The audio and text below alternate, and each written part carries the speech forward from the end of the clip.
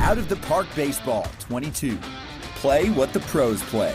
The world's best baseball strategy game.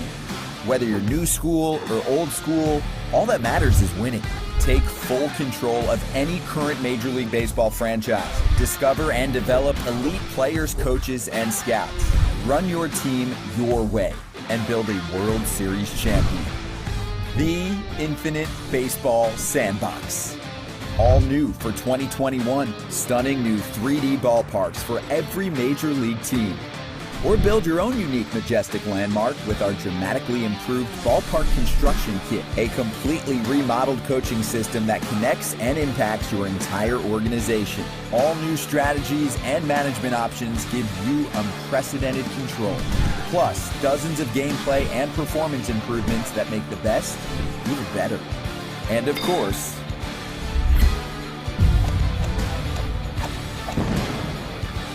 Perfect Team 22. The critically acclaimed online competition roars back this season with more strategies, more content, and a brand new mode, Perfect Draft.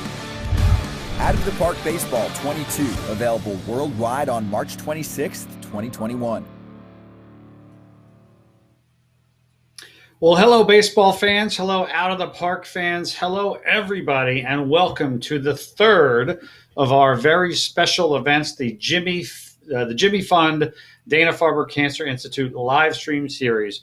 Thank you guys so much for being here. We are going to have such a great show today. I am thrilled beyond belief to welcome one of the, to say that he's a legend, it's accurate. He's a legend in the Boston area, in the national media area. I am thrilled to welcome from the Boston Globe and a winner. This guy literally has won an award from the Baseball Hall of Fame. You know him, I know him. We're thrilled to welcome him. Dan Shaughnessy, welcome to the show. Dan, how are you, sir? I'm good, Rich. How you doing? I'm doing fantastic.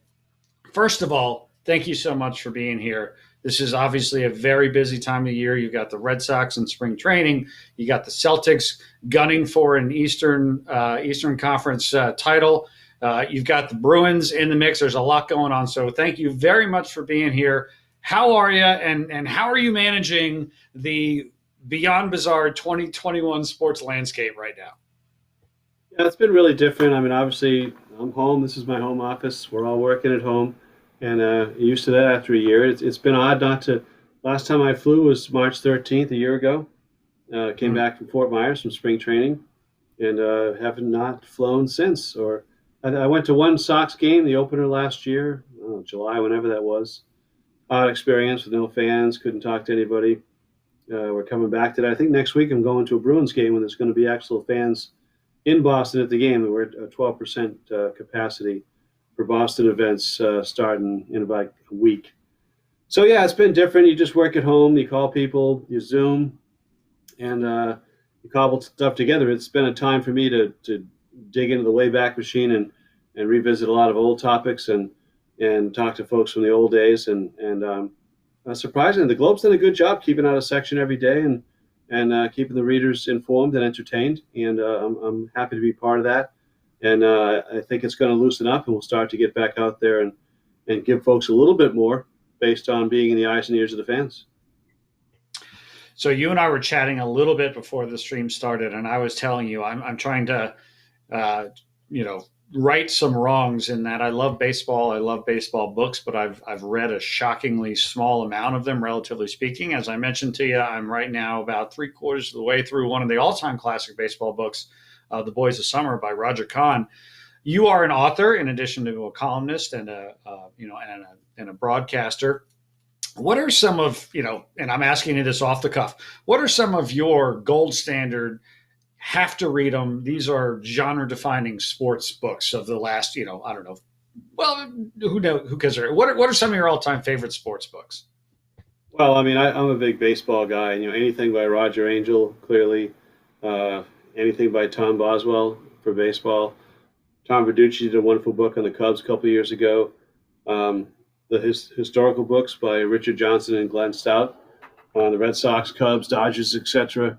So I'm a big baseball guy, and go back in time. They're all on my shelves in here, and you can't go wrong with any of those. And I mean, some of the standards in the other sports. David Halberstam's The Breaks of the Game for the One of the NBA best back ever. in the early '80s. Yeah, I read that was about tremendous. 5 years ago.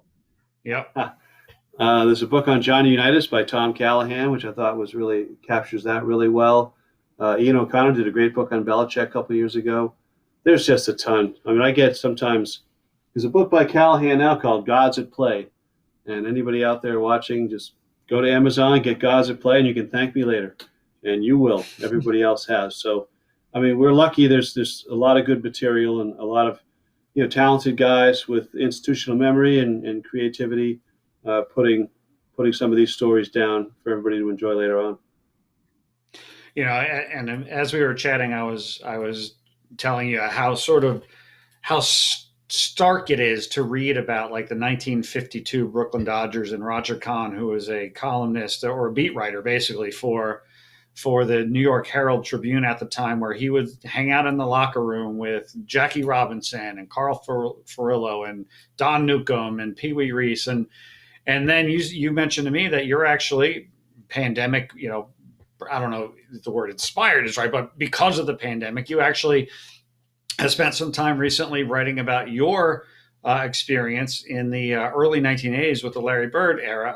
I'd love to hear a little bit about that, because that's a book that you've written that will be coming out later this year. Yeah, you go back to the 50s and the Boys of Summer days, but I mean, that mode of coverage was still happening when I came on board in the late 70s and early 80s, which was you were part of the team. You travel with the team. You were in the hotels, the airplanes, the buses, go to practice, wait for bags. Except for the the fame and the cash and the groupies, you were like on the team. So that's what we were. And so, you were able to tell the readers what they were like. And that was a privilege. And it was a good way to cover a team. You could really see them on and off the court, on and off the field, what they were like. And so during the pandemic, my agent just, I've been telling him my Larry Bird stories for 40 years. He goes, let's do a book. Let's do that book. And so that book will be out in November. Wish It Lasted Forever. It's Scribner, Simon & Schuster, Larry Bird Celtic years. And it was kind of fun doing it. I just put in the manuscript a few days ago, and it's like having a baby. It's a process now, but able to do what you talked about with the Boys of Summer, which is, of course, not as well, but just telling stories about what the players were like, and those interactions that we had when we had that kind of access to really be around it, and then again, be the eyes and ears of the fans inside the clubhouse. So couple things real quick before we get into the game. Our goal today is to reach $3,000 for the Jimmy Fund and the Dana-Farber Cancer Institute. If we reach our goal today, next week, which will be the fourth and final episode of our Red Sox live stream charity series, we'll be playing our game next week in the brand new, as yet unreleased, Out of the Park Baseball 22. So if we can hit our goal today, we'll be playing Out of the Park Baseball 22 next week, which comes out next Friday, March 26th. If you haven't pre-ordered it, please go ahead and do that. That's a huge help to us, and just a huge help to everything that we're trying to do. Dan, you have, and we'll talk about this at various points, but I'm sure you have a whole lot of experience seeing the impact of the Jimmy Fund and the Dana-Farber Cancer Institute. This is a charity live stream to benefit that organization. The donations that we get are going to get matched by Out of the Park Baseball. Maybe you could just share a little bit briefly before we jump into the game, which we'll talk about some of your experiences or some of the impacts that you've seen that those organizations have. Well, this is the easy topic for me. I mean, I grew up in New England, central Massachusetts, and Jimmy Fund's the first thing you hear about when you follow the Red Sox was Kurt Gowdy talking to people to go put quarters and nickels and dimes in those boxes at Fenway for the Jimmy Fund. And I was aware of it from my earliest days in the 60s, coming of age as a Sox fan, and getting to know some of the figures, the great Red Sox, Ted Williams, who did so much as a pioneer for childhood leukemia, and you'd hear the stories about Dr. Sidney Farber and on and on. And there you are. I've become a sports writer and baseball writer, a lot of Sox, a lot of books and all that. And 1993, our daughter, Kate Shaughnessy, was 8 years old, was diagnosed with leukemia on November 26th. And it's a big bomb when that happens to your 8-year-old daughter. And just that word leukemia, when it was a death sentence for all children. And it was. My mother was a nurse, and her medical dictionary, you look up leukemia, it said a fatal illness. And that's what it was. But because of the Jimmy Fund and Ted Williams and Dr. Sidney Farber and the Red Sox and this amazing push, they are now curing, I think it's up to 85% of that childhood cancer.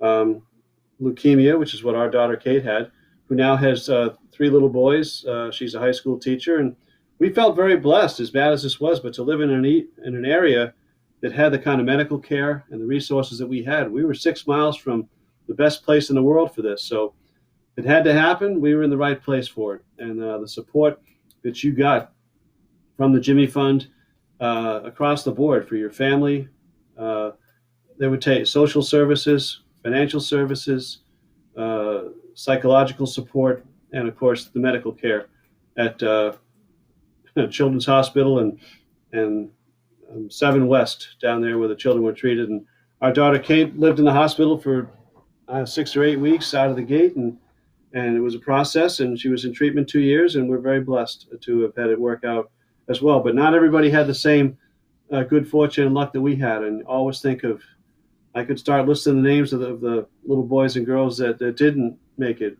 weren't as fortunate as Kate. So that's the goal. And that's why you guys are going to pony up your dough and help us out here today, because this is, we're on our way, and we got to get to a point where there's 100% cure and way less side effects for these kids, because it's so unfair.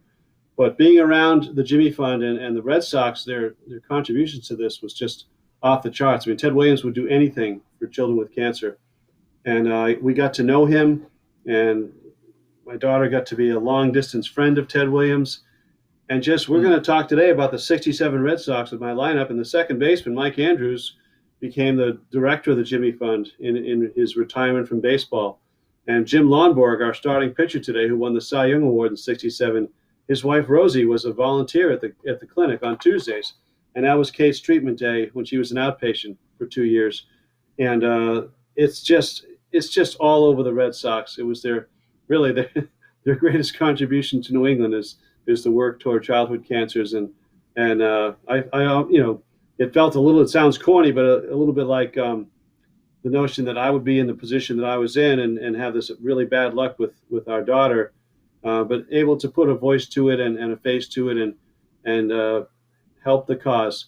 And man, we got to get to our game, I know, but later on, I found Jimmy through the help of the Jimmy Fund. Einar Gustafsson, who was the child from way up in Maine, who was a patient in 1952 or 3, and when the whole thing got launched on TV, and we all thought the child had died, but he lived. And we got to know Einar Gustafsson, who has since passed on, but he was driving his truck around for like 40 years, going by Jimmy Fund signs and brought no attention to it. But he was found by the Jimmy Fund late in life and became a great spokesman for the cause. So he got to meet Ted Williams as well.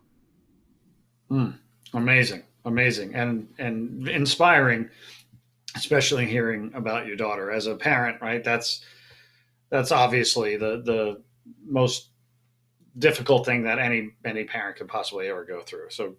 So happy to hear that things, relatively speaking, worked out. But it was we were very blessed, and that's why. Yeah, we're here to take care of all the next kids and the next families, and we got to get to 100%, and that's what this is about.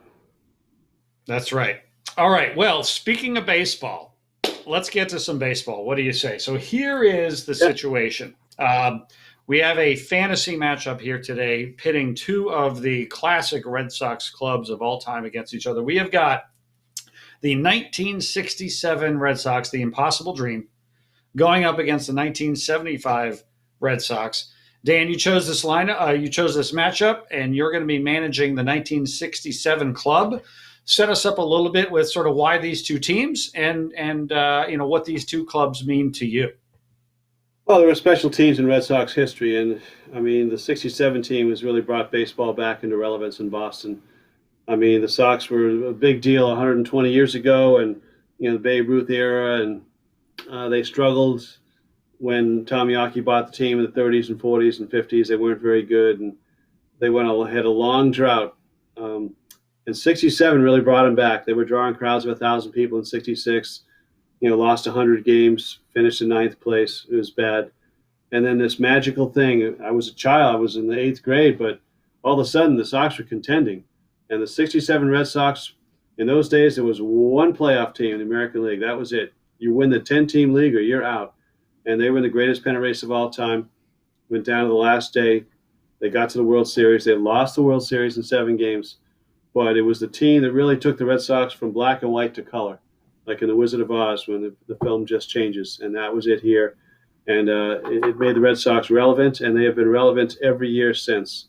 It really brought back, and for fans of a certain generation, the older fans, that was the year that really brought it alive. And I've got Ken Coleman's book here on the Impossible Dream Sox and all that stuff. And everybody, a lot of us old timers remember every day of that thing. So that was a huge year. And the '75 team, of course, they got to the 7th game of the World Series, and that was Carlton Fisk with a home run, and the Gold Dust Twins and Fred Lynn, Rookie of the Year, MVP, Jim Rice in left field, Yaz still going strong, Rico still going strong. We have a couple of guys who are on both teams. Rico and Yaz will be playing against each other today, and of course the Hall of Fame catcher Carlton Fisk and all that stuff. So it's two really special teams for those of us of a certain age in Red Sox lore. So, the pennant behind me gives it away. I am, at my core, a diehard New York Mets fan, which is my own personal issue that I got to deal with. But the Red Sox have always been my favorite American League team. When the Mets won the pennant in 2015, I look back on that 2015 pennant the Mets won with, that might be my favorite season of all time. Now, I was not a little kid, but I was not, an adult when the Mets won their one World Series in my lifetime in '86, and I will obviously look back on that season because that's the only Mets team in my life that's ever won a World Series.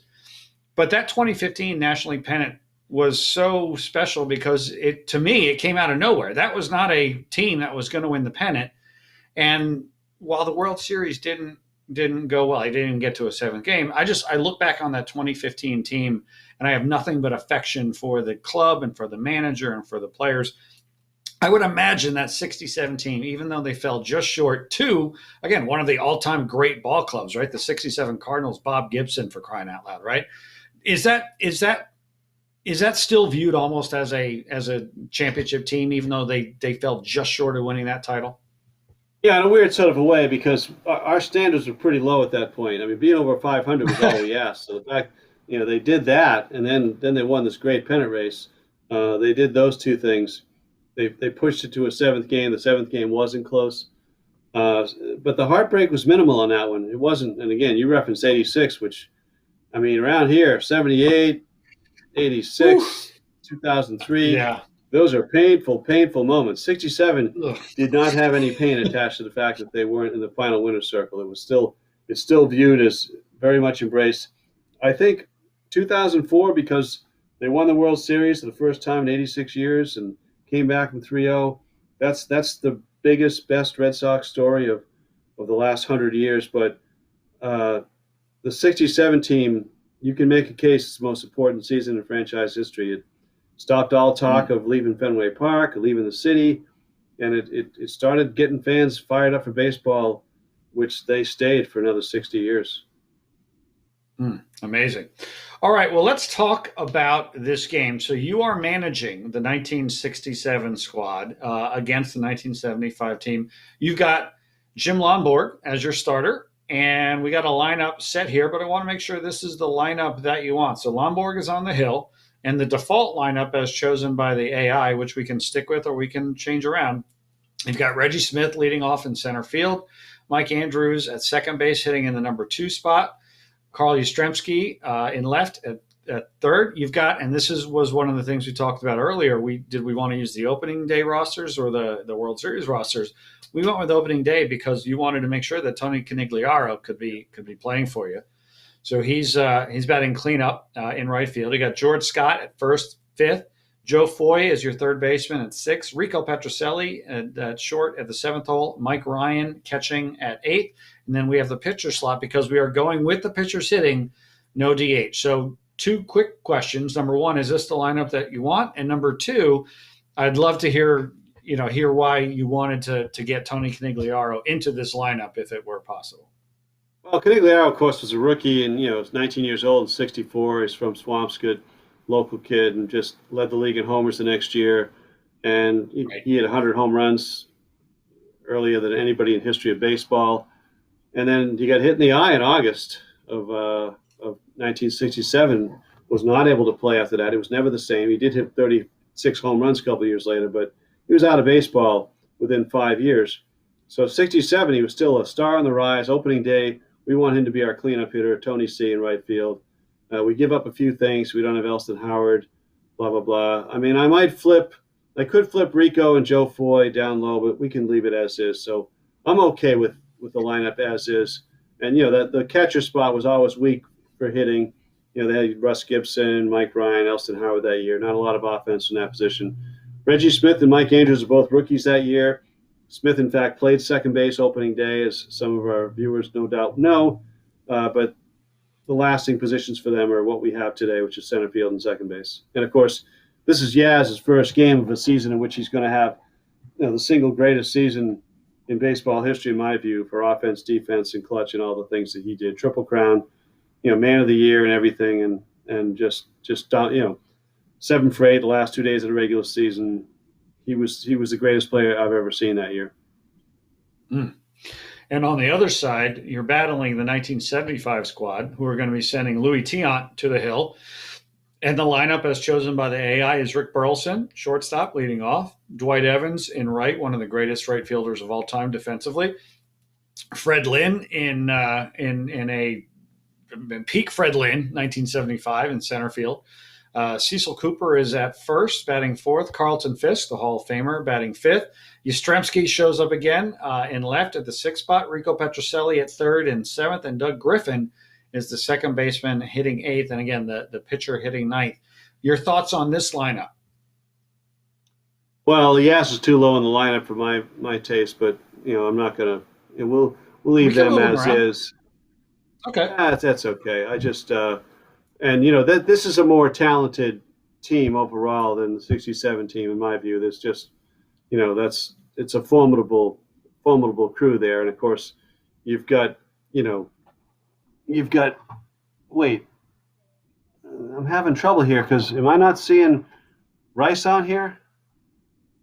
Let's see. Rice is not in the starting lineup, but we could probably fix that. Yeah, we got to put Rice in left and put Yaz. Put Yaz at first base.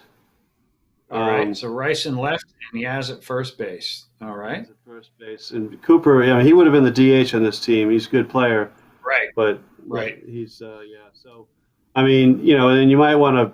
I would then do have Rice hitting cleanup in the fourth spot. Okay. We can live with the rest. The only other thing you could do, you could take Evans out of the 2 and move everybody up, and put Evans down in the 7. All right. There we go. So now we got Burleson, Lynn, Rice, Fisk, Yaz, Petrocelli, Evans, Griffin. Yeah, that's better. Okay, good. This is why we do this, right? We want to have, we want to have what we can get as the best representation of the two clubs, right? Because this is Rice, Fisk. You got 3 Hall of Famers. You got Hall of Famers hitting 3, 4, 5 there, and Fred Lynn, who was no slouch, MVP hitting 2. And again, that's a ridiculous. And Rico Petrocelli in the 6 hole, he had 40 home runs in 1969. So and Dwight Evans may be a Hall of Famer before it's over. That's a ridiculous team. You think Dwight Evans should be in the Hall of Fame? It's a tough one. I think he may get there in the Veterans Committee. He's a borderline candidate. Okay. He hasn't made it yet, but you can make a case. All right, so let's make sure. So the 67 is being managed by us, and the computer is managing 1975. Are we ready to play ball, Dan? Let's go. All right, let's do it. So we are playing in 1967 era settings as well. So naturally, that makes me want to say, I guarantee you we'll have a low-scoring game, which of course means it'll wind up being 14-12 or something like that. It never fails. Never fails. So here we are. We are at Fenway Park. It is Jim Lonborg on the hill facing in the starting lineup. And I just want to make sure that we got everything set up right. Yep, Jim Rice is in the game. Very good. Okay, so we got Lonborg starting out with Burleson, Lynn, and Rice. Now, as we were chatting before, Dan, you can do a lot of different stuff before each at bat. You can shift your infield defense around. We're going to play it straight most of the way here. Move them left. Okay, very good. So here we go. Let's get this started. Here we go. It is already full count to the leadoff hitter. So and the wind is blowing right to left at 13 miles an hour. So definitely some wind in play here today. And here's the pitch, and that is a strikeout. So Lonborg goes full, but he strikes out Burleson for starters. Here's Freddie Lynn, the lefty, facing Lonborg with 1 out and nobody on. And another full count. And that is a strikeout, but the ball gets away, but he is thrown out at first. So 2 strikeouts, 2 full count strikeouts to start off. And here is Jim Rice. And again, I'm assuming that we're playing Jim Rice straight up, or you want to move anyone around? Oh, yeah, we're good. Okay. And this is the 0-1 count to Rice, and that is laced right past the second baseman. So it's a 2-out single. Jim Rice is on first with 2 outs. So now we've got Fisk up. 2 outs and 1 away. 2 outs and a man on first. Going straight up here to Fisk as well. Oh, yeah. Actually, the outfield is shifted a little bit to the left. Are you okay with that? Oh, yeah, they can do that. All right. 2-0 count, and that is a slow grounder over to second. The play is made, and there you go. So the 75 Sox are retired. 1 hit, no runs, and now we move to the bottom of the first, and you got Smith, Andrews, and Yastrzemski. Reggie Smith, you want to swing away here? You got the option to try to bunt. Which Swing way away, we going man. with Reggie? He's a really good All hitter. right. Swing away. 1-1 count to Reggie Smith from Louis Tiant. And that is hit into left field. That's going to fall in for a leadoff single. So Reggie Smith leads off the game. He is at first with speed, and Mike Andrews is up. So again, well, you have a lot of options here. You can steal. You can force him to steal, meaning, if you hit steal, if he gets a good jump, he'll go. But if he doesn't, you can do a hit and run or run and hit, or you can just go ahead and swing away or bunt, try to move him over. Whatever you want to do here. Play it straight for now. Just let him play it out. All right. 1-1 count from Tiant. Oh, and he hits him. He hits him. We've got men on first and second with nobody out. And now that brings up Carl Yastrzemski. As you mentioned, one of the great seasons in history. All he did was hit 44 homers, driving 121 runs, 326 average, 418 on base, and a 1.040 OPS. Pretty good numbers for Yastrzemski in 1967. Swing away here, obviously. 0-1 count to Yaz. And that is a high fly ball in the center field, but that should be caught, and it is. So does not advance the runner. That's a no-no. So now we're at first and second and 1 out for Tony Canigliaro.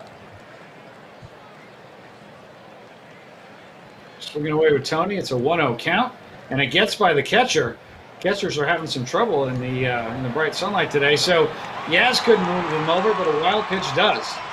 Now here's Canigliaro with second and third and 1 out, and a 2-0 count. I presume we're still swinging away with Big time. with Tony. All right. Big time. And it's now 2-2, and he rips it down at third. That'll get a run in. Canigliaro with the RBI, and so now the 67 Sox take a 1-0 lead. Andrews is at third with 2 outs for George Scott. And Scott hit 19 homers and 82 RBIs in 303. So again, some some solid offense up and down the lineup here. Swinging away with Scott, I presume. Oh yeah. All right, 2-2 count to Scott, and that is a strikeout. So Tiant gives up a run, but after 1, it's 1-0 67 Sox. So top of the second, here's Lonborg. He'll settle in against Yastrzemski, Petrocelli, and Evans. Infield and outfield are set to normal depth and areas. Are we pitching away to Yaz or moving anybody over at all? Yep, doing the usual. All right. 0-2 count to Yastrzemski. And that is a strikeout.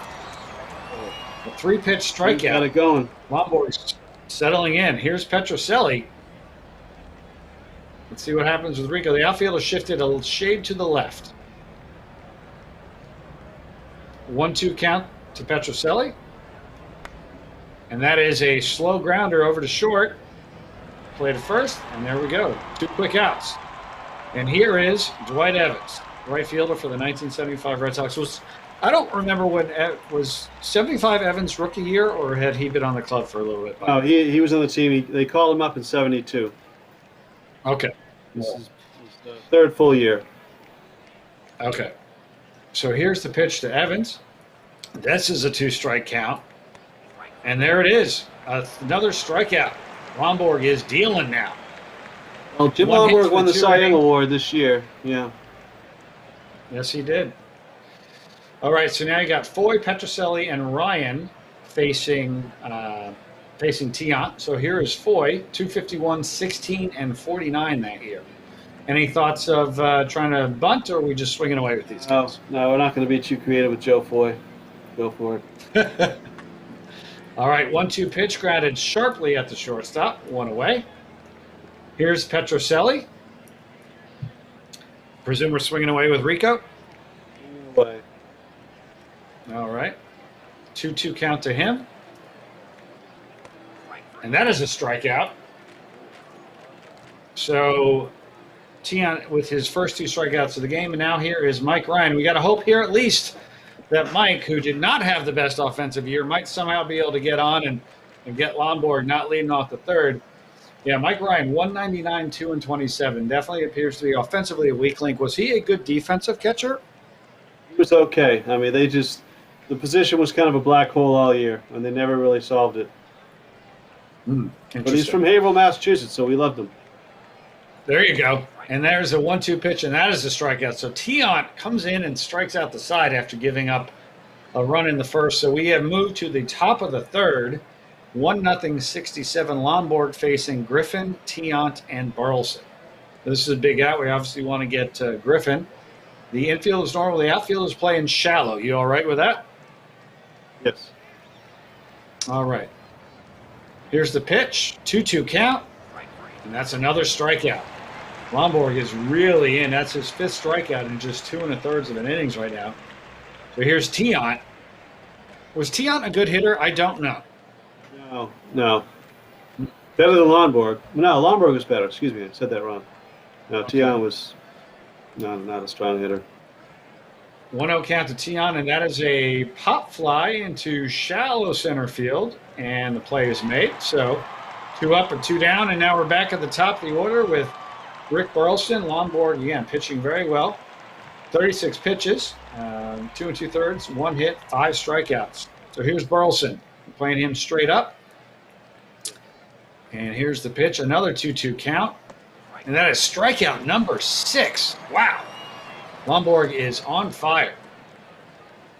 All right, we're down to the bottom of the third, and Lomborg is up. I think probably what we got to hope for the most here is just to make him throw a few pitches at least, I would assume. Well, I can control Lomborg, so let's have him try to bunt here. Oh, I'm sorry. I hit the button too quickly. My bad. All right, that's all right. My bad. I won't do that again. Probably wouldn't have. We can do it. No, we'll do it next time. He did make him pitch 5 pitches at least, so we got that going for us. All right, so here's Reggie Smith. With 1 out and nobody on, Reggie Smith is facing Tiant. Swinging away. Swinging away. All right. 1-1 count to Reggie. And that is laced into left field. Is that going to bounce off the wall? It's not. The play is made by Jim Rice over in left. So now 2 outs, and Mike Andrews up. Mike Andrews, I think he was hit by the pitch in the first inning, if I remember correctly. Yep, he was. Swinging away with Andrews. Oh, yeah. Director of the Jimmy Fund. 2-2 count to Andrews, and that is a strikeout. So there we go. We are through 3 innings. The 1967 Red Sox lead the 75 Red Sox 1-0, clearly behind your superior managing, Dan. So Dan Shaughnessy, again, I want to talk a little bit more. You know, you chatted about some of your personal experiences with the Jimmy Fund and Dana-Farber Cancer Institute. I would imagine you've probably seen some of the players in action, and I can only imagine what it's like when, you know, the kids and the families experience, you know, these larger-than-life superheroes walking into the room. I got to imagine that's a pretty amazing thing to see in action. Yeah, a guy who never got enough credit on that was Roger Clemens when he was here. I mean, you know, Roger won 3 Cy Young Awards here, won 192 games as starting pitcher, and I don't know, because he left and went to the Yankees, and people just they're not forgiving enough of him and thankful enough for the good service that he gave here. And part of that was going over to the clinic all the time in uniform, sending stuff to kids. Interacting with kids, and just being really a caring adult who had the currency of his fame to bring to it, and he did. And I would like to see more appreciation, just awareness of what Roger did in the time he was here. Folks should know, and anybody who worked over there at that time could speak to that, because it was legit, it was from the heart, and he was not only a great pitcher, but he was a great humanitarian for the children of the Jimmy Fund the whole time he was here, and subsequently he still comes back and does exhibitions, and on the telethon day with WEEI, he contributes to that and offers his services to throw batting practice to high bidders and stuff like that. It's an ongoing commitment that he and his family have made. That's excellent. That's great to hear. Have the feelings softened towards Roger Clemens as No, the years have gone on? Okay. no, it's unfortunate. And he really did a lot of that kind of community work and charity work while he was here. And he wasn't really that good in the interview process, and sometimes didn't help himself when he did talk. And it's unfortunate that his reputation is not better than it is here. He deserves better, and I will continue to advocate for that. I mean, we all have our faults. He had some after here for sure, but the body of work is significantly on the plus side in the time he was here. Interesting. So as you guys can see at the bottom of the screen, or you could see a second ago, there's the link. There it is. Thank you again, Michael. As we said earlier, right, if we get to our goal, 3,000, which I think we're close to, I'm not sure if we got there, we will be playing the brand new Out of the Park Baseball 22 next week, which is going to be a lot of fun. And also, those of you who donate, there are some great rewards that you can get, including some perfect points for some various amounts. And if you choose those, you can choose whether to get them in Out of the Park Baseball 21 or Out of the Park Baseball 22. If you choose either way, we will get to you. If you get the 22, we'll probably get that allocated to you that launch weekend. We get all the information we need. We'll reach out to you by email. We're doing our best to get everybody taken care of as quickly as possible. It'll be over that launch weekend window is when we get to those, but don't worry. Every donation, we have the information. If you put it in, we get the email address, and we'll make sure that we get everything to you. You can reach out to us as well to let us know. But we promise, we will get you those rewards, and we'll reach out to you by email. And thank you guys very much for doing it. It means a lot, and we're thrilled to have the opportunity to work with the Jimmy Fund and Dana-Farber Cancer Institute and Dan Shaughnessy and the Red Sox and NESN and all the great organizations that come together to make this happen. And you guys are the best community in video games for helping make this happen. You make us all just proud, and we're excited. So thank you. Well, all right, let's get back to the action. It's the top of the fourth at Fenway Park. Jim Lomborg on the hill, 3 innings, 1 hit, 6 strikeouts. He's got Freddie Lynn, Jim Rice, and Carlton Fisk. What do you think, Dan? You think he's going to keep this up, or you think this it's going 75 team is? It's going to be a tough inning. Second time through the lineup, and Jim was dominant that year. He was 22-9, Cy Young, led the league in strikeouts and hit batsmen. He was a monster out there. So, but I don't think he's going to get through this inning 1, 2, 3. I'd be surprised. All right. Well, let's see what happens here. So we got Freddie Lynn facing him, and we're pitching him straight up, right? Oh yeah. All right, so here we go. 1-2 count to Lynn. And that is a strikeout, but it looks like he gets away. And I think, is he safe? No, they got him. So, again, the catcher's having a little bit of trouble. But that is the 7th strikeout and the second time that it's had to be thrown out of first. So Lynn is gone. And here is the Hall of Famer, Jim Rice. Again, everybody's playing straight up. That good for us? All right.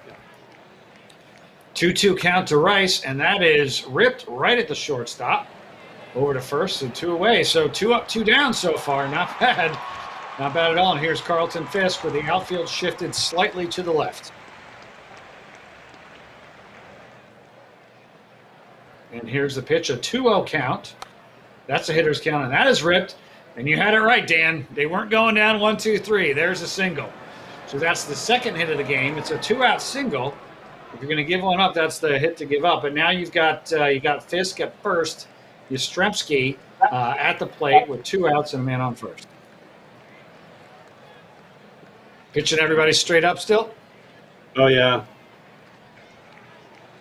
All right, so here's Yaz. 1-0 count to him, and that is ripped, but that should be caught, and it is. So 4 consecutive scoreless innings from the Cy Young Award winner facing that monstrous lineup from 1975. So, all right, here we go. Bottom 4, the 67 squad here. We've got Yastrzemski, Canigliaro, and Scott. I presume we're swinging away with the 44 home run man.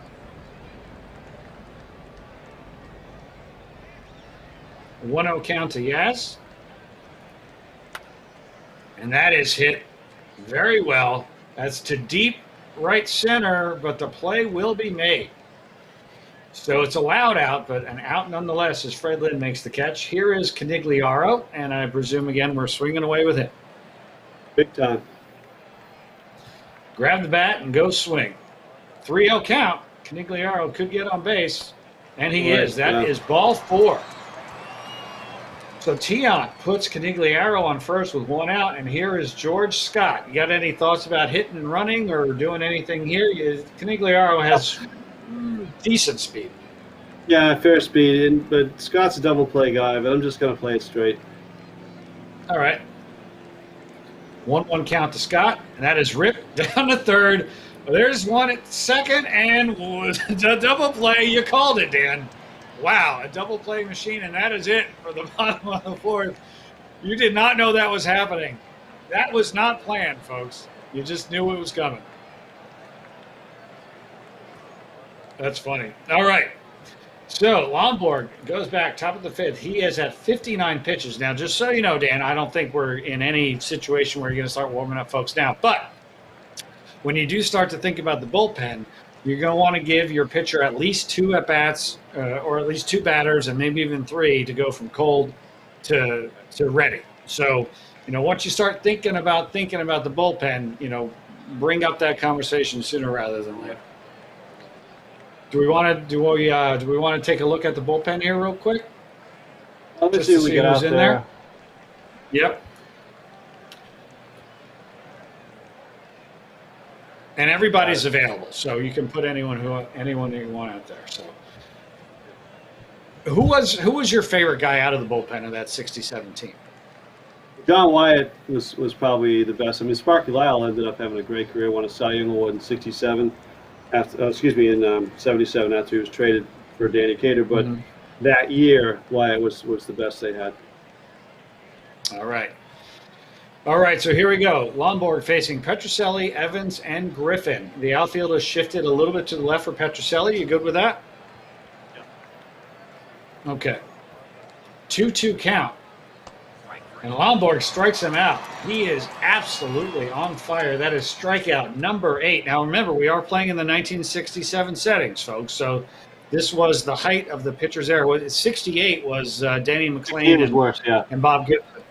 Right, and didn't they lower the mound after +68? Right, that's when they lowered it, right? 68. It was like Yaz was the only 300 hitter in all of baseball. It was not good. It was out of control in '68. '67, there was still hitting going on.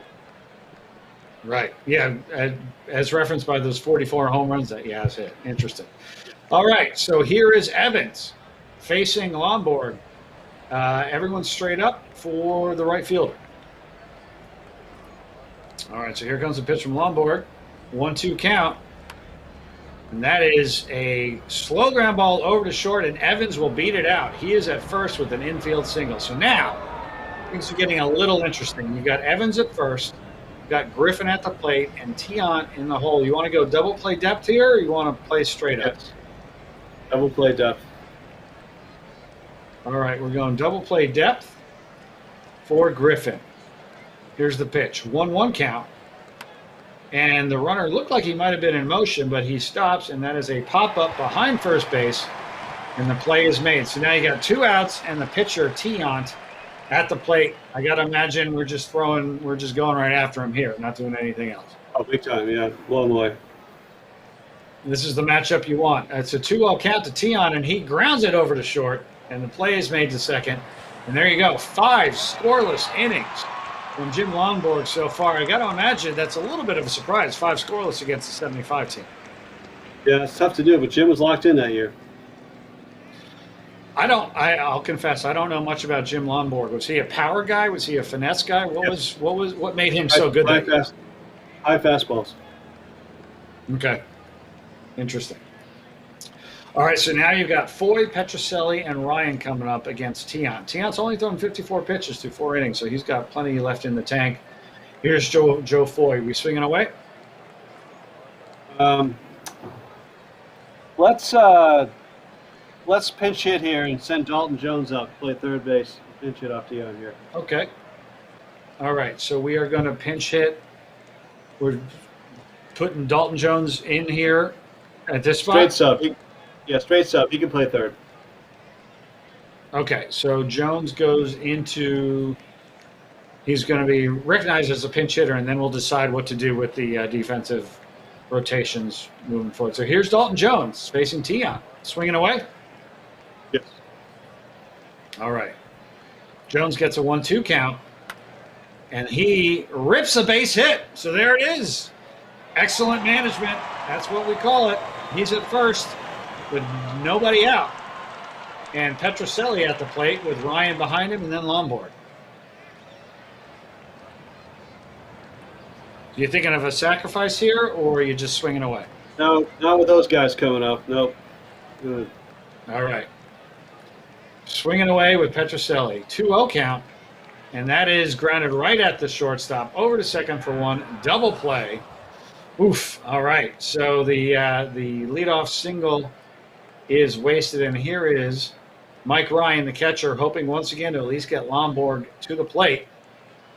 Let's see what he can do. 2-2 count. And that is well struck into left field. Could it be? It's a home run. It is a home run. That is unexpected, Dan Shaughnessy. Yes, it is. Wow.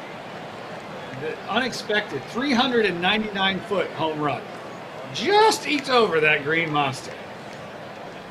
Just eked over it. And Louis Tion is not happy about that, but he not only successfully puts another run across the plate, he gets up Lombard. So Lombard is going to get up here. We're going to swing away with Lombard, or do we want him to try to lay down the bunt? Yeah.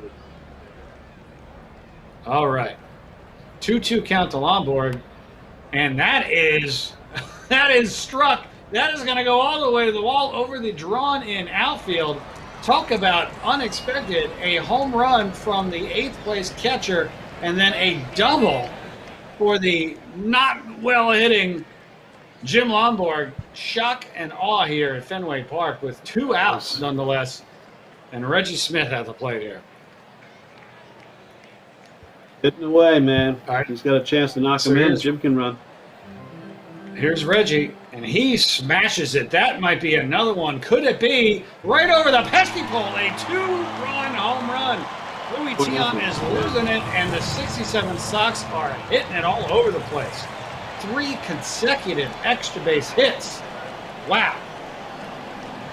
Seems like it's unraveling pretty quickly for 2. Yeah, he's a really good hitter. He had one of the top 5 switch hitting home run guys of all time, and he had 2 home runs in a World Series game that year in Game 6 against the Cardinals. Great talent. Wow. So lots going on. Tion still on the mound again. It's a 67 setting. They didn't pull him out nearly as quickly as they do today. So here is Andrews. Andrews, the second baseman, swinging away with Andrews. Oh, yeah. And that's a 3-0 count. Could it be a walk? Tion is completely lost it right now. And that's it. Tion's out of the game. Roger Moret. Am I pronouncing that correctly, Dan? Moret? Moret. Roger Moret. Roger Moret is in the game. What are your thoughts on Roger Moret? Well, he just passed away a little bit. He was a tall left-hander. He had pretty good success here. He was traded for Tom House later on. Went by Rogelio was his given name. And he was a good pitcher. I think he was like, might have gone like 13-2 one year or something, but did some good things. So he's going to be a handful for the left-handers. All right. So here's Yastrzemski. Speaking of left-handers, with Andrews on base, the 67 club is just, it's been a hit parade. It's a full count here, and he walks it. So 67 keeps on keeping on. Now here's Canigliaro. He's up with 2 outs and 2 on, facing Moret, I would presume, again, with the big guy that we're just swinging away here. Absolutely. Got a chance to put the game away here. Another 3-0 count, another walk. The 75 Red Sox are struggling to get that last out. This could get ugly. Here is George Scott, bases loaded, 2 outs. Oh boy, and the outfield is ready. So let's see what happens here. 1-1 pitch. And that's going to go all the way to the wall. Is that going to clear the bases? The 75 Red Sox cannot get the last out in the fifth. 2 more runs score. It's 6-0. And here's Daniel Jones. Didn't we pinch hit at the start of this inning? Have you batted around? I think you batted around. Yep. The only out was a double play. Yeah. That's right. This has all been with 2 outs. This is absolutely amazing. All right, so Dalton Jones, again, you're making all the right calls. He got it started. He's swinging away with men on second and third. It's 6-0, 2-2 count, and Moret strikes him out. But, oh, my goodness, 5 runs in the bottom of the fifth for the 67 club. My goodness, that, Dan Shaughnessy, is quite an inning. All right, so now we're going to put Dalton Jones at third base instead, right? Yep, straight up. Yep. Any other changes you're thinking about? No, we'll stay with Lonborg. Yeah. All right. I guess, yeah. All right, so we move. All right, so top 6, you got Burleson, Lynn, and Rice pitching straight up. Burleson swings at the first pitch, and he laces a single to first base. The 75 is not going away into that good night quite so easily. So Burleson at first, Lynn at the plate. You thinking double play depth here or something else? Play him straight up. All right. Here we go. A full count, and that is ripped down the line. That is ripped down the line. That's going to be at least 2. Is the runner going to attempt to score? He will not. So the Red Sox will stick with second and third. All right, you can get Stang, Lee Stang, and Jose Santiago up in the bullpen. All right. There's the ball. All right, so second and third, nobody out. Lonborg at 81 pitches. So who do we say we're getting? Stang? You get Stang and Santiago up in the bullpen. All right. So warm up Stang and warming up Santiago. All right. So there we go. We got the couple of righties going here. So 2 on and nobody out. And the heart of the order. You said these 75 Sox, they were going to be tough. And boy, this is the 3rd time through the lineup. So now Lonborg stares at Rice. Are we playing everyone straight up, or are we bringing someone in, or anything? No, straight up. All right. We'll give up the run. All right. So here's the 0-1 pitch to Rice. And that is a high fly ball into medium right field that will get the run across and will get the runner over to third. So Rice with the RBI gets the 75 club off the schneid. They've got a run. There's 1 out, and Fred Lynn is at third with Carlton Fisk at the plate. Straight up? Straight up. All right. Routes. First pitch swinging, and that is ripped. That is going to be a diving play made by the right fielder. The run will score. So 2 consecutive RBIs, but Canigliaro making the diving play. Was Canigliaro known for his defense as well as his hitting? He was adequate. He was athletic and adequate. He wasn't great. All right. So the good news is there's no one on base. The bad news is you've given up a couple runs, but you still got a comfortable lead. So you got no one on and 2 outs, and Carl Yastrzemski at the plate. Pitching him straight up, I presume? Absolutely, yeah. Take our chances here. All right, here's a 3-1 count to Yastrzemski, and that is ball 4. So Lonborg's now is at 89 pitches. Still plenty in the tank. Stang and Santiago are not quite yet ready. You can visit the mound if you want, if you're interested in maybe bringing in one of those guys that are full ready. Nope. Stay with Jim. So here is Petrocelli with the outfield shifted to the left. You okay with that? Yep. All right. It's a 1-2 pitch. And that is strike 3. So you stay with Lonborg, and he delivers. So it is 6-2 going to the bottom of the 6th inning, and you've got Petrocelli, Ryan, and the pitcher spot up. Any thoughts on pinch hitting here in a couple of spots? Oh. 6-2, I don't think so. Nope. Okay. Doubt it. All right, so here's Petrocelli. We're swinging away with Rico. All right. Here we go. 2-2 count.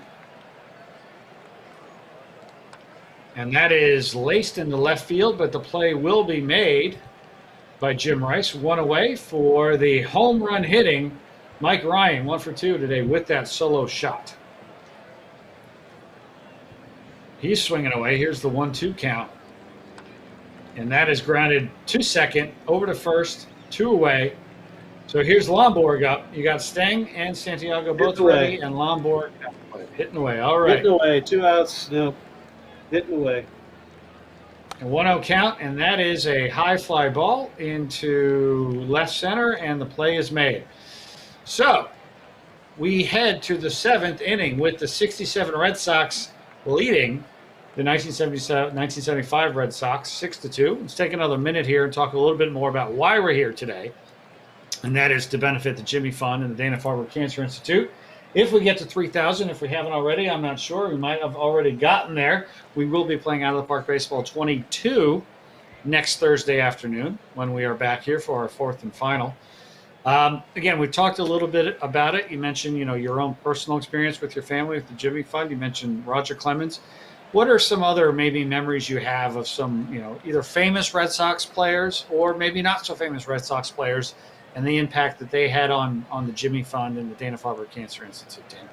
Well, again, it starts and ends with Ted Williams, and I can tell you when Kate Shaughnessy was 8 years old and in treatment at 7 West, a children's hospital, the early days of induction treatment for leukemia, the phone rang in the room, and she said, "Dad, it's a loud man on the phone telling me I'm going to be okay." And she handed me the receiver, and it was Ted Williams just yelling into the phone like he didn't know who I was, but he knew I was the writer, and my daughter had cancer, and that was enough. And he said, "You tell her I'm going to come up and visit her, and we'll figure this out." And I knew Dr. Farber, and he always told me we're going to find a way to cure those kids, and damn it, we did it.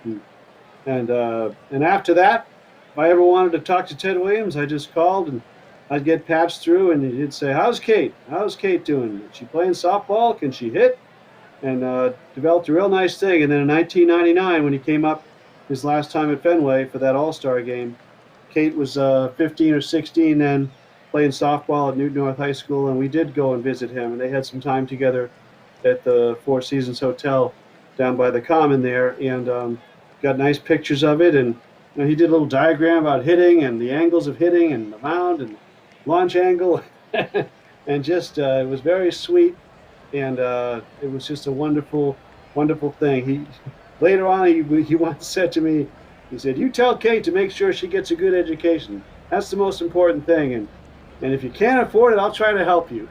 I said, I don't know if Ted knows how much that costs, but it was nice of him to say that. So it was really a sweet thing. And Kate worked at the souvenir shop across from Fenway, the Twin Souvenir Shop, and she randomly wore his jersey the day he died in 2002. And it was a sad day, and it once a celebration of one of the great Red Sox and a guy who was the pioneer. There's a Ted Williams tunnel in Boston, not just because of the 2 Triple Crowns and 406, but because he would do anything for a child with cancer. He served his country in two wars, and was always there when the Jimmy Fund called. One of the things, Ted Williams is a mythical, a mythical figure. He was so many things to so many people. He was, again, the books that he wrote about hitting are just as applicable today. And a lot of the terms that we even hear, like he would scoff at how this would be new school. He's like, I was new school, 50, 60, 70 years ago. What was the first time you met Ted? Like, how did you first meet Ted Williams, and what was that experience like? Well, he would come down to Winter Haven when they had spring training down there, but we were always afraid of him. And you'd just kind of be at a distance, and you'd hear him talking about hitting with the young hitters. And then in Cooperstown, I was when Yaz got inducted, 88, I think. I went to the induction, and Ted was available at a table at the Otesaga Inn, and you'd sit at his table. There was a Bob Feller table and a Joe DiMaggio table and Hank Aaron table, and I sat at the Ted table, and he sat down. There was a lot of us who chose to sit at the Ted table, and he came in, he sat down. No one dared say anything, and he looked up and he said, "Scared to death, aren't you?" And we were. And but it was wonderful. He was very generous to the young players, and just he was Father Christmas of baseball late in his career. And so that was my introduction to Ted. Then, of course, when my daughter was was stricken and treated so well by the Jimmy Foundette, the Dana-Farber. He was a friend at that point, and only because he cared about the children and how unfair it was for any child to go through that. We were talking earlier about baseball books and books that I am embarrassed I had not read. Well, I recently, right before I started The Boys of Summer, I read Hank Aaron's I Had a Hammer, an astounding accounting of his life. Yes. What relationship did you ever have with Hank Aaron? Did you know him at all? Did you know him well? I'm curious what your interactions were like with him. It's weird. I was a young reporter right out of college in '75, and he came through with the Brewers. He was a Milwaukee Brewer at the end of his career, and he hit a home run on I think a Saturday. It was off Bill Lee. It was he only hit 10 more the rest of his career, but his one home run at Fenway Park was off Bill Lee.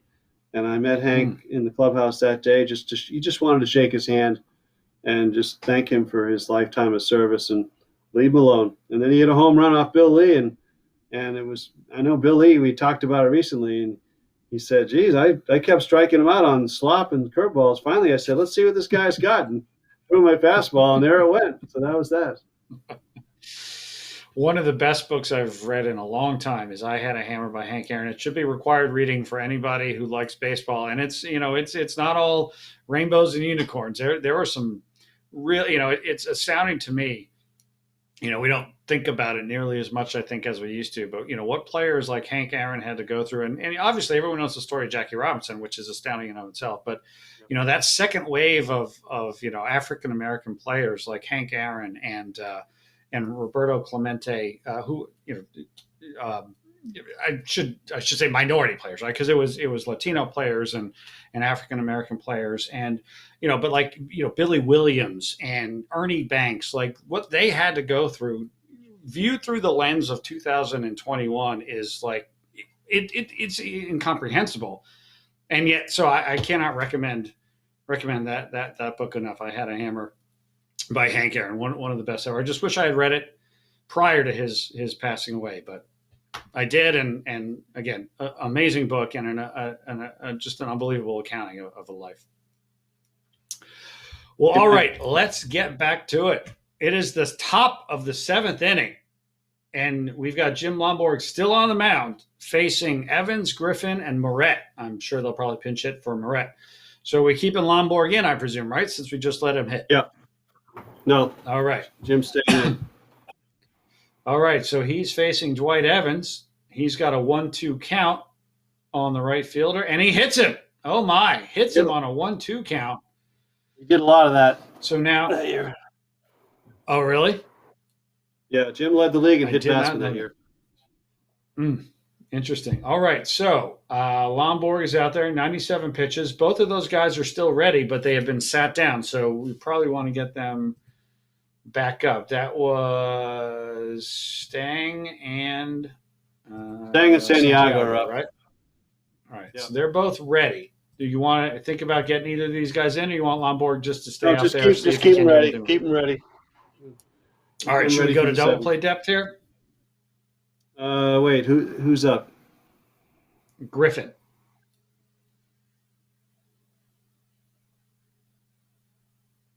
Sure. I think I lost your. Yeah. So what'd you say? Was that straight up or double play? Yeah, okay. We'll go double play depth with him. Oh, double play depth. All right. Here we go. Here's the pitch. Griffin is swinging at the first pitch. The runner was moving, and that's going to be a base hit to center field. Looks like the runner will get to third. There we go. First and third with the runner on the move. The 75 Sox are trying to get back in this, and they got a puncher's chance now. So you got your pinch hitter up is Cecil Cooper. We sticking with Lomborg, or are we going to the pen here? No, we're going to stay with him. All right. We going double play depth. We bringing the infield in. And what are we doing here on the oh boy, yeah, double play depth. You give up the run to get two. Here's the pitch. It's a 1-2 count, and that is ripped to right field. Is it going to fall? It is not. The play is made. Here comes the play at the plate, and he looks like he will be safe. So a sacrifice and an RBI for the pinch hitter, Cecil Cooper. And now it is 6-3. So things are getting interesting. 6-3. Griffin on first, and Burleson at the plate. What are we doing here, Dan Shaughnessy? Straight up. All right, here's the pitch. The runner is moving. That is a swing and a miss. That is a stolen base for Doug Griffin, who does not have a lot of speed. That must have been a surprise. Lomborg was not paying attention. And now we got Griffin on second and Burleson with a 0-1 count. So they caught us snoozing, I think. Here's the 3-1 count, and that is a ground ball over to second. The play is made to first. So now there are 2 outs and a man on third, and Fred Lynn up. This feels kind of like an important moment in this ball game right now. Yeah, I'm gonna walk Lynn. All right, we're gonna intentionally walk Fred Lynn. All right, so Lynn goes to first, and now it's first and third with 2 outs, and Jim Rice at the plate. Yeah, we'll pitch to Rice. Power and power.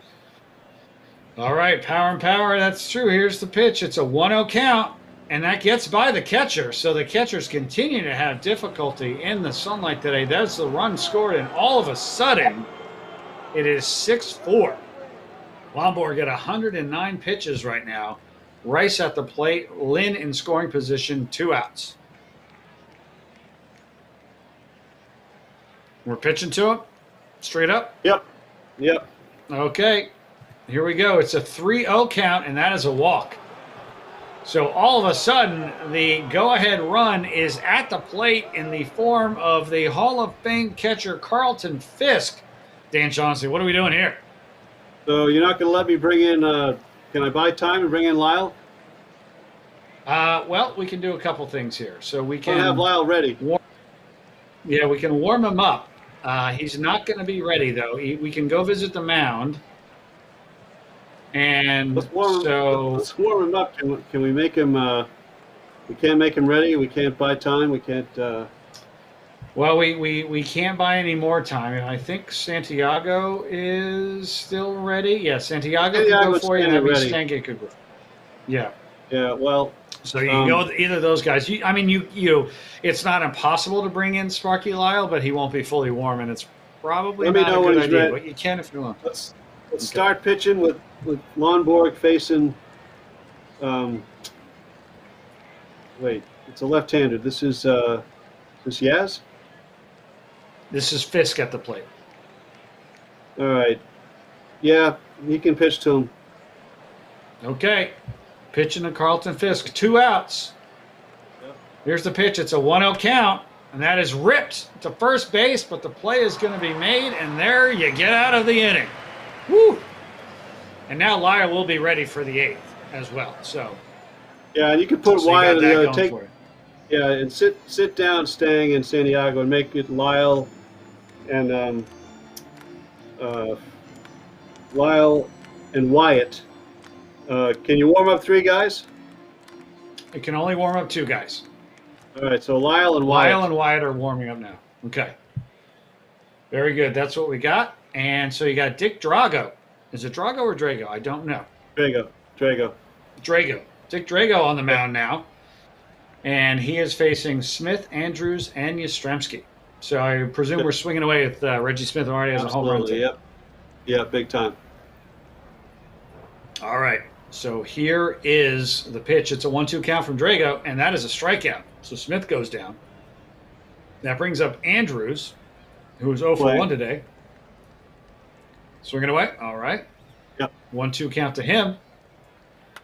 And that is grounded down to first. The play is tosses made over to Drago. So that's 2 up, 2 down. And here's Yastrzemski. Swinging away. Going for the homer. All right. Full count to Yaz. And that is grounded down to third, over to first, and that is it, a 1-2-3 inning. So we head to the 8th inning. What was a comfortable game is now 6-4, and you can keep Lomborg out there, put in Lyle or Wyatt, any of those choices. What's his pitch count? He is at 113 pitches. And who's leading off, Yaz? Yaz, then Petrocelli and Evans.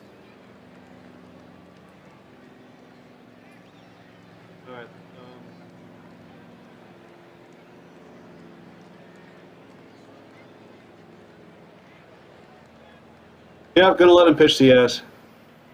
All right, so here we go. Pitching to Yastrzemski. It's a 1-1 count.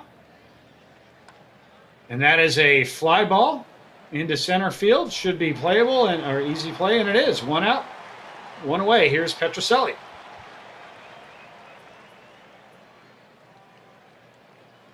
All right, pitch to him. All right, everyone's looking in the dugout, and Shaughnessy isn't getting up, and there's the 1-2 pitch, and that is a pop fly. Once again into shallow center field, and once again the play is made. So Reggie Smith gets the first 2 putouts of the inning, and now we've got Evans up with 2 outs and nobody on. Lomborg is at 120 pitches right now. Pitching to him. All right, pitching to him. Swinging at the first pitch, and that is ripped down the left field line. I don't know if he'll get to second. It was hit sharply. No, he will. So Dwight Evans pulls into second with a 2-out double, and Doug Griffin coming up. Bring Wyatt in. Wyatt for Lomborg. All right, Wyatt is coming in. And then get Dave Moorhead up. So it'll be Moorhead and Lyle throwing and Wyatt in the game. Yep, that's exactly what we got going on. Lyle is ready in the pen. Wyatt is on the hill, and Moorhead is warming up. So you got Evans at second, 2 outs, Griffin at the plate, infield and outfield straight away. All right, here we go. Here's the pitch. 1-2 count. And that is a strikeout. That is the call to make. Excellent. We go to the bottom of the 8th. Canigliaro, Scott, and Jones will face Drago, who remains in the game only 14 pitches. Who are you going to bring in the 9th if it all stays the same? Lyle? Remains to be seen. So we got Moorhead and Lyle still warming up, right? Yeah, Lyle's ready, so they sit him down once he gets, they don't want him to overheat. And who are the? He's ready. Where's my bench? Pinch hitters. Over here. So everybody in white is available. So you got Tillman, Horton, Polson, I think my Thomas. screen's in the way. I think my face is in the way. Okay. Okay, yeah. So you got Jose Tartable, center fielder available. Don Demeter, I believe, is how you pronounce it, center fielder. George Thomas, a left fielder. Ken Polson, a third baseman. Tony Horton, a first baseman. And Rob Tillman, a catcher. Those are the guys that are available to you.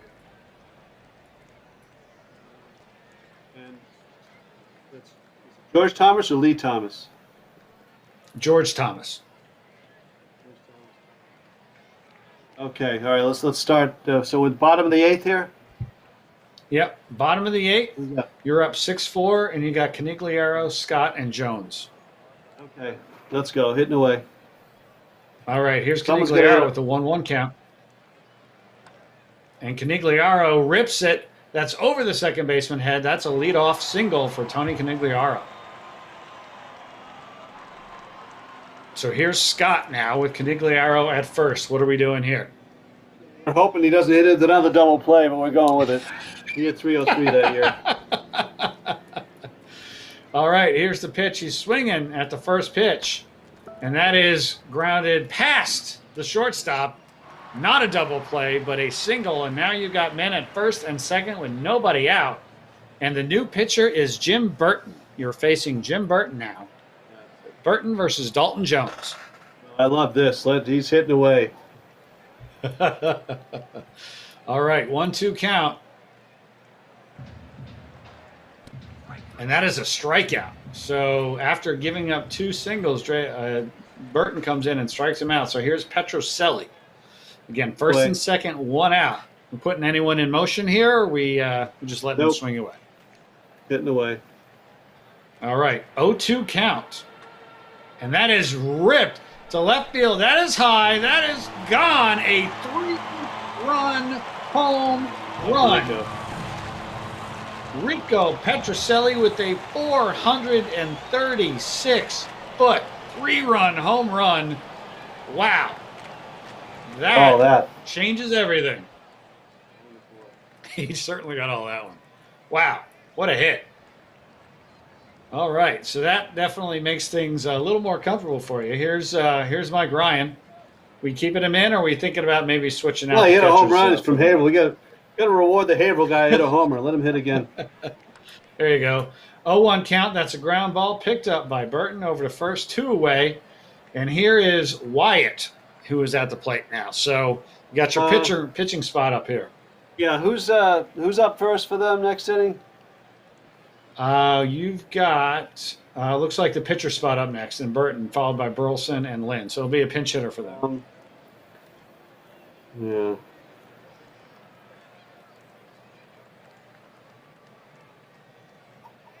And I've got all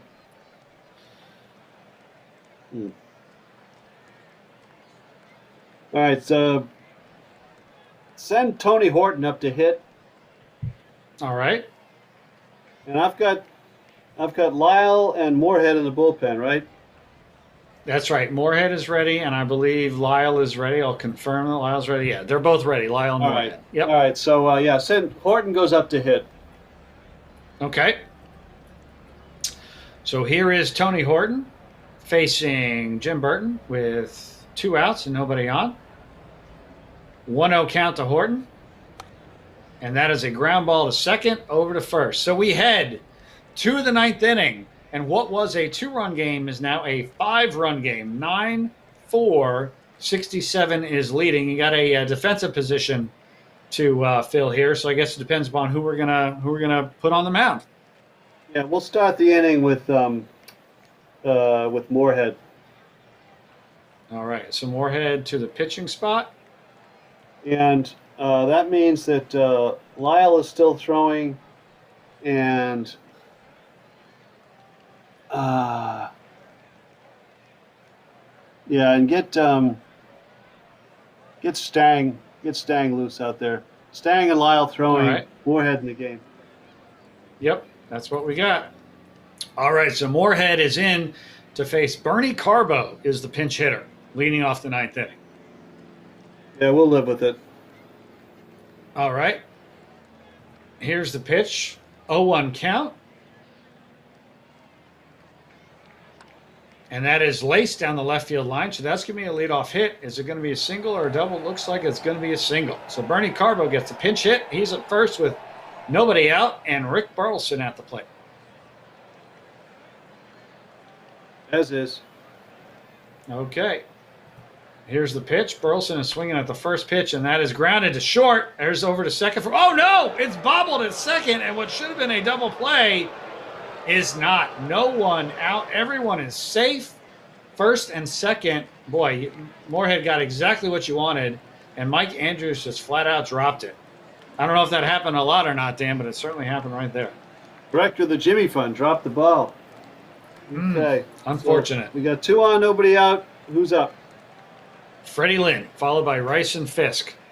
All right, we're bringing Lyle in here. Okay, Sparky Lyle is coming in the game. Moorhead, And then a victim of bad luck. He should have had 2 outs and nobody on. get Santiago up out there with Stang. All right. Santiago and Stang are both thrown in the pen right now. So here's Sparky Lyle, 2 outs, nobody on. Excuse me, 2 on, nobody out. I can do this. And Freddie Lynn at the plate. How are we approaching Lynn? Great. All right. Here's the pitch. It's a 2-0 count. And that is a ground ball to short. Can they turn 2 this time? Oh, no, he boots it again. Another error. 2 consecutive errors by the Jimmy Fund director himself. What is going on? I think he wants the stream to continue longer. This is a disaster. Oh, my goodness gracious. Wow. All right. We got a situation here. Jim Rice is at the plate. The bases are loaded, and there's nobody out. Sparky Lyle's at the plate. Oh, boy, Dan. Okay. What's the score now? Do they have any in yet? 9-4. So you have a 5-run Still lead. You got a 9-4. 5-run lead. Yep. Well, I'm just going to let Lyle. Well, no, I'll bring in Jose Santiago. All right, let's go visit the mound. Looks like Santiago and Strange are still in the warming up phase. They need a little more time to get ready. All right. So All right. you'll probably get one more at bat before they're fully ready. Okay. All right. So we're going to pitch to Rice straight up here. Or do you want to move anyone around to? No, straight up, straight up. All right. 1-0 count to Jim Rice, and that is a base hit up the middle. My goodness, 2 errors lead to an unearned run. The bases are still loaded. There's still nobody out. Stang is ready. Santiago is still warming up. Stang is ready. And Fisk is at the plate. Yeah, we'll pitch to him. All right. Here's the pitch. It's a 2-2 count. Oh, my goodness. Are you kidding me? It gets by the pitcher. Excuse me. It gets by the catcher. This is bad. All right. We can do this. It's a full count. So you can. It's a full count now. It's full count, but both pitchers are ready, so we can bring anybody full count, in. He can throw the pitch. Throw the pitch. All right, here's the pitch to Fisk. Full count. And that is a walk. Oh. All right, bases loaded, nobody else. You still got a 3-run lead. Lyle on the mound, Yaz at the plate, Santiago and Stang are both ready. Nope, he's still lefty. You stay with it. All right, 0-2 count to Yaz, and that is strike 3. Whew, man. Feels like a long time since we got an out, but there's now 1 out. The outfield is shifted left for Rico Petrocelli, who is at the plate with 1 out, and Lyle on the mound. Okay, we're going to take Lyle out here. All right. And bring in Lee Stang. All right. Lee Stang is on the mound. Do you want to get anyone else throwing? Let me look at the bullpen there. All right.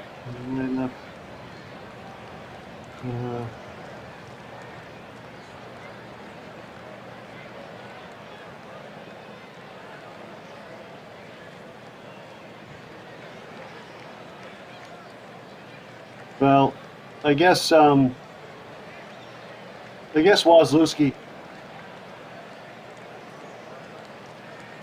Want to get him warming? Yeah, we'll get him going with Santiago out there. All right.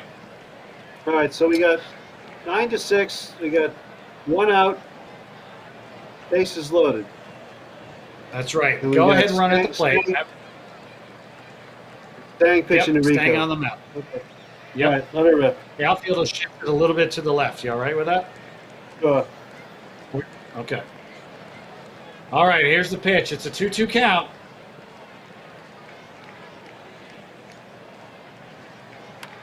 And that is a fly ball, center field. The play is made, and the runner will not attempt to score. So, let's set the stage. Bases loaded, 2 outs. Dwight Evans at the plate, Stang on the mound, Santiago is ready, and you have a 3-run lead. So the tying run is at first in the form of Carlton Fisk.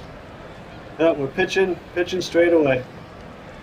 All right, here it comes. Here's the pitch. It's a 1-2 count, and that's it. Strike out. The game is over.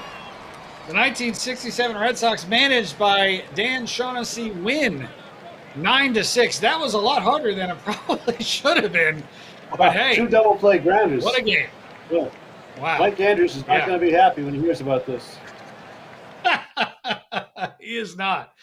So let's take a quick look at the box score. 6 runs, 9 hits, no errors for the 75 club. 9 hits, 9 runs, and 2 errors, both by Mike Andrews for the 67 squad, which takes the victory. You had Petrocelli with 3 RBI.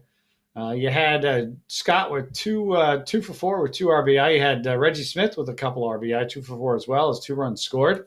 Lots of different opportunities for offensive MVPs.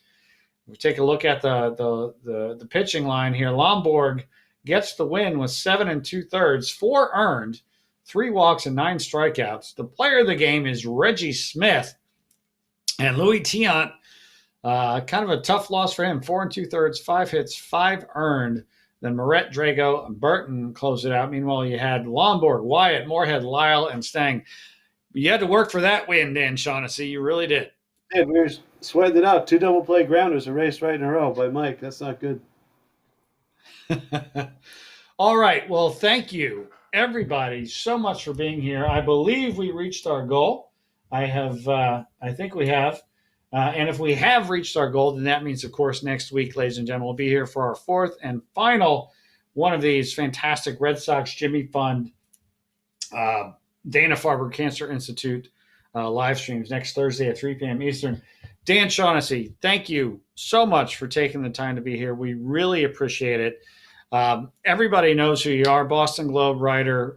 You're well known across the country. But what can people, we talked about your book. What can people look for coming from you and everything that you're covering these days in this Again, we're just skating our way here, getting through the pandemic like everybody else. Sox opening day is April 1st.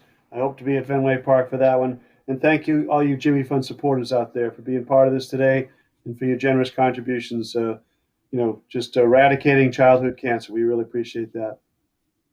And I just saw coming over the wire, we hit our goal of 3,000. So next week, right here, the world debut of Out of the Park Baseball 22. Why not? Let's go ahead and do that.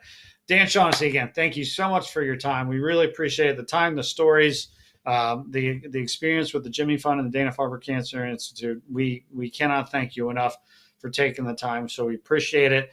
Have a great baseball season. Looking forward to your book about the 80s Celtics. Can only imagine some of the great stuff in there. Thank you so much for being here. We really appreciate it.